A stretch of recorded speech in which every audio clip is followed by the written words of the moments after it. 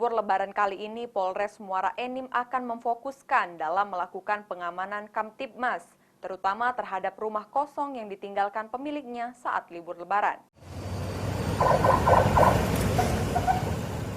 Keamanan dan kenyamanan Kamtibmas saat libur Lebaran menjadi perhatian pihak kepolisian.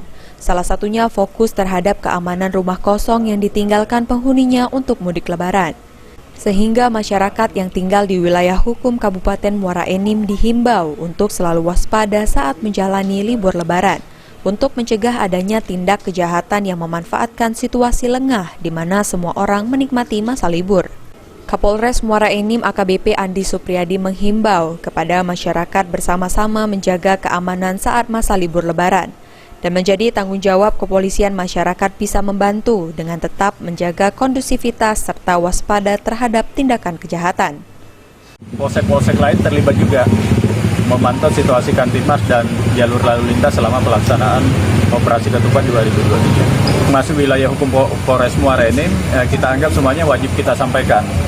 Himbauan-himbauan bahwasanya pada saat mudik Lebaran, rumah ditinggalkan harus dalam keadaan aman, dilaporkan kepada RT, ditinggalkan kepada tetangga, sehingga apabila ada sesuatu hal ataupun mungkin dibantu pengamanannya bisa langsung disampaikan kepada anggota Polri atau kepolisian terdekat termasuk pemilik rumah. Dengan bisa menjaga kekompakan dan kondusivitas antar sesama tetangga dan lingkungan, akan menciptakan suasana aman dan nyaman. Selain itu, penanggung jawab lingkungan bisa secara berkali-kali memberikan informasi kepada pihak kepolisian terdekat guna memantau keamanan di lokasi tertentu. Mardiansyah, ALTV.